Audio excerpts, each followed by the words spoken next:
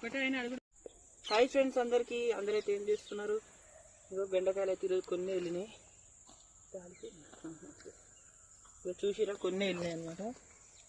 ఇంకేమన్నా తెంపడానికి అయితే ఏం లేవు. చెట్లు అయితే అన్నీ చచ్చిపోతున్నాయి.